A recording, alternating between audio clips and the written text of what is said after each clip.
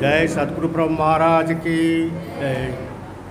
गुरु ब्रह्मा गुरु विष्णु गुरुदेवो महेश्वरा गुरु साक्षात् परब्रह्म तस्मै श्री गुरुवे नमः। श्री सज्जन संगमेश्वर स्वामी पादारविंदम मुनिपल्ले निवासिनी मुनि प्रवर्तनम वैराग्य सिद्धार्थम अचल ऋषि सिद्धिरामस्वामी गुरुं भजे। श्री सिद्धिरामस्वामी पादारविंदम धेनुमकोंड वंशांबुधिरेव जातं परिपूर्णानंद धेनुमकोंड कृष्णमहाराजार्य गुरुं भजे। अस्मद्गुरु समारंभं कृष्ण सादीप मध्यमा श्री महाविष्णु पर्यंతం వందే గురు పరంపరం। అయితే మాకు ఈ బోధ గురించి అసలు వాస్తవంగా తెలియదు. మాకు పాండ్రమ్మ గారు ధనమ్మ గారు పసుపతి ధనం వాళ్ళ మార్గదర్శకులనే మేము చేరినటువంటిది. ఇక్కడ కాకపోతే అక్కడ మాకు గురువు గారు ఉంటే వారి ద్వారా మేము అక్కడ చేయటం అన్నమాట. అయితే ఇక్కడ వాసన గురించి బాగా అర్థమవుతుంది. ఎందుకంటే మనం పొలం కోసినాడు బాగా ఎక్కువగా కుప్ప ఉంటుంది. దాని తూర్పాల పోస్తుంటే లాస్ట్కి ఇన్నే ఒడ్లు ఉన్నాయి. అట్లనే ఉంది ఇది. పొద్దున చూస్తే ఎంత నిండా ఉన్నారు. ఈ వాసన ఏది? అసలు బోధ వాసన మనం వచ్చింది పూజకు వచ్చినప్పుడు అందరూ ఉండాలా తెలుసుకోవాలి కదా. ఆ వాసన లేదు ఇప్పుడు అన్నట్టు. సగం కూడా పావులందు కూడా లేదు. అయితే ఒకటేంటంటే మనం ఈ అజల బోధ చాలా సులభమైందని చెప్తాం, కానీ మరి దాన్ని ఆచరించడంలో చాలా ఉన్నది. ఎందుకంటే ఆచరించడం ఎట్లా? జననం మరణం మళ్ళీ జననం అవుతుంది. ఆ జనం రాకుంటే ఎట్లా కావాలి అంటే బోధతో ఎట్లా అవుతాం? ఇప్పుడు ఒక బీజం ఒక విత్తనాన్ని తీసుకుంటున్నాం. ఆ విత్తనం ఏ విధంగా మొలకెత్తకుండా అవుతుందో ఎట్లా అవుతుందో ఆ విధంగానే మన యొక్క ఇంద్రియాలను మన అన్ని కోరికలు మొత్తం కూడా కాల్చుకున్నట్లయితే అప్పుడు మనకు జననం అనేది మళ్ళీ రాదు. విత్తనం కాల్స్తే అది మళ్ళీ మొలకెత్తదు. ఆ విధంగా మనం మొలకెత్తకుండా అంటే మన కోరికలను అన్నిటి కూడా హరించుకోపోని అప్పుడే మనకు జన్మరహితం అవుతుంది. అదేవిధంగా దీని మొట్టమొదలు ఏంటిది? అహంరహితం. మొట్టమొదలు అహంకారం అనేది ఎప్పుడు తీసేసుకుంటామో ఈ బోధకు అది మెయిన్ పాయింట్. ఎందుకంటే ఒక అశరీర స్థితిలో ఉండాలి మనం.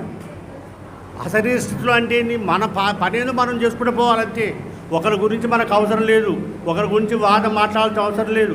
అటువంటివి ఉన్నప్పుడే మనం బ్రహ్మజ్ఞాని అని అంటారు. బ్రహ్మజ్ఞానులకు ఇతర జ్ఞానులకు చాలా తేడా. ఎందుకంటే ఈ యొక్క మన 84 లక్షలు ఈ తెలివైనటువంటి మానవ జాతికి వచ్చినాం. ఆ మానవ జాతికి వచ్చే గురుపాదం పట్టినాం. ఈ రెండింటి ఫలితం వల్ల మనం జన్మరహితం కావాలంటే గురుగారు చెప్పినటువంటి మంత్రాలు, గురుగారు చెప్పినటువంటి నడక, గురుగారు చెప్పినటువంటి బోధ, వారి సేవ, ఈ 3 చేసినట్టయితేనే మనకు అప్పుడు జన్మరహితం అవుతుంది. గురుమంత్రం గురుగారిది ఇడిచిపెట్టినట్టయితే మనకు రౌరవ నరకం అనుభవిస్తాం. ఏదో మనకు ఉపదేశం చేసిరు కదా మనకు జన్మరహితం అయిందిలే అని అంటే అది ఎప్పుడు కాదు.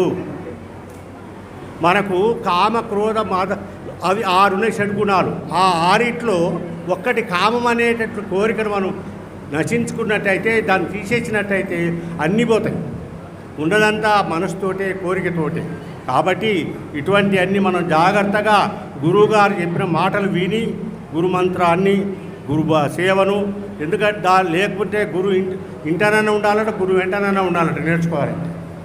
మరి ఎందుకంటే ఒక పెద్ద మంది చెప్పిన మనం ఏమంటే ఇప్పుడు మనం 20 సంవత్సరాలు ఒక అమ్మాయిని దాస్తున్నాం, సాధన చేస్తున్నాం, మనం పెళ్లి చేస్తున్నాం.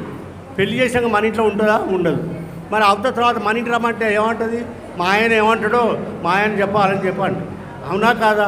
ఇక్కడ కూడా మనం ఈ గురువు దగ్గరకు వచ్చినప్పుడు మనం ప్రమాణం చేస్తున్నాం. మనం పెళ్ళిలో భర్త భార్య ఆ పిల్లగాడు ఎట్లా ప్రమాణం చేస్తున్నారో ఇక్కడ కూడా మనం ప్రమాణం చేస్తున్నాం. ప్రమాణం చేసినప్పుడు మరి గురువుగారు చెప్పినట్టు వినాలిగా. ఇప్పుడు ప్రమాణం చేసినప్పుడు గురువుగారు చెప్పినట్టు వినాలి. మనం విన్నప్పుడే ఈ గురు బోధకు విలువ, ఈ అచల బోధకు విలువ అది అనమాట. ఎందుకంటే వాళ్ళు పెద్దలు చెప్పారు. మొన్న నేను ఒక ఇట్లే సభ పోతే వాళ్ళు అన్నారు, ఏమన్నారంటే పెళ్లి చేసుకుని ఆమె పోతుందా మళ్ళీ మన మాట వినదు. మరి ఇలా గురువుగారు కూడా ప్రమాణం చేసుకొని చెప్తుంది కదా. చెప్పినప్పుడు మరి గురువుగారు మాట వినాలా వద్దా?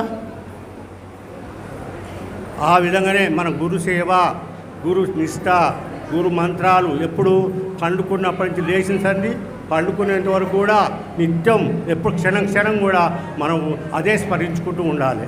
అప్పుడే మనకు ఈ అచల బోధకు విలువైనటువంటిది. జై సద్గురు మహారాజ్కి జై.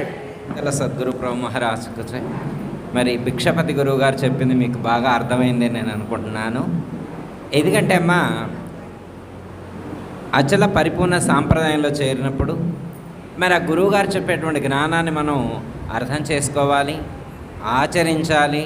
అప్పుడే ఈ జన్మకు సార్థకత అనేటువంటి చేకూరుతుంది. వారు ఒక ఎగ్జాంపుల్ చెప్పారు, జన్మరహితం కావాలంటే ఎట్లా అనేదని. అగ్నిదగ్ధం యథాబీజం శాఖాపల్లవ వర్జితం జ్ఞానదగ్ధం తథాయోగి పునర్జన్మ నవిద్యతే అన్నారు. అంటే ఏంటి అర్థం? ఎగ్జాంపుల్ చెప్పారు కదా వారు. అంటే ఒక విత్తనం ఉంది, అమ్మ వెనకోళ్ళు కొంచెం విత్తనం మామూలుగా అయితే మట్టిలో వేస్తే మొలకెత్తుద్ది, అర్థమైందమ్మా. అయితే దాన్ని కాల్చడం అంటే వేయించారు. వేయించిన తర్వాత మళ్ళీ భూమిలో నాటితే మొలకెత్తట్లేదు. ఎందుకని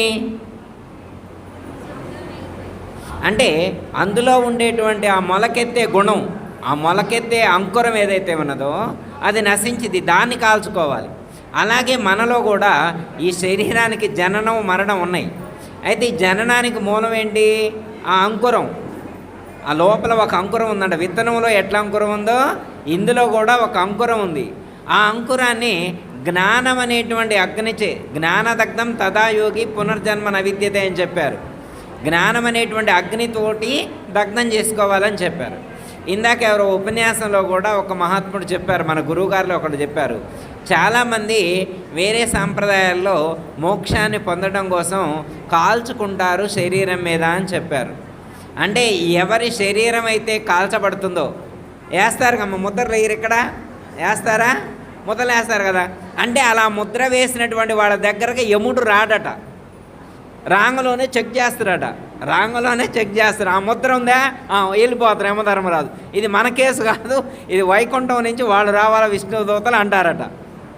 అయితే మన గురు సాంప్రదాయంలో మన గురువుగారు చెప్పేది ఏంటంటే, ఇక్కడ చెప్పింది ఏంటంటే కాల్చాలి, రైటే, మామూలుగా కాల్చాలి. ఇక్కడ ఇది కాల్చడం కాదు, లాస్ట్కు మొత్తం అయిపోయిన తర్వాత కట్టెల మీద పెట్టి మన ఇంటోళ్ళే కాలుస్తారు, మన చుట్టాలే మొత్తం కాల్చేస్తారు. ఇక్కడ ఏంటంటే అమ్మా హింట్ ఇచ్చారు మహాత్ములు, ఏంటంటే హింట్ ఇచ్చారు, శరీరాన్ని కాల్చాలన్నారు, అప్పుడు మళ్ళీ జన్మ రాదని. అయితే ఏ శరీరాన్ని కాల్చితే మళ్ళా జన్మకు రావో తెలుసుకొని ఆ శరీరాన్ని కాల్చాల, ఆ మూలాన్ని పట్టుకొని దాన్ని కాల్చుకుంటే జన్మకు రావు అనే హింట్ ఇచ్చారు. లేకపోతే ఉత్తగా చేతుల మీద కాల్చడం అని కాదు ఉద్దేశం, ఒక హింట్ అన్నమాట.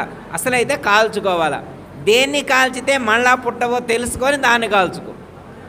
మన గురువుగారు అదే చెప్పారు, ఆ నేను అనేటువంటి అంకురాన్ని తీసేసుకోమని చెప్పారు. దాన్నే గురువుగారికి దక్షిణగా సమర్పించడం భిక్షపతి గారు చాలా చక్కగా వివరించారు. అందరికీ జై గురు. మరిన్ని ఆధ్యాత్మిక రహస్యాల కోసం అచల బోధ, ఆత్మబోధ, భగవద్గీత, అలాగే పండుగల్లో దాగిన అర్థాలు, అంతరార్థాల కోసం మరియు యోగము, ధ్యానము మొదలైన అనేక ఆధ్యాత్మిక తెలుగు ప్రవచనాల కోసం క్రింద ఉన్నటువంటి రెడ్ కలర్ సబ్స్క్రైబ్ బటన్ను క్లిక్ చేయండి. అలాగే ప్రక్కనే ఉన్నటువంటి గంట సింబల్ను నొక్కండి.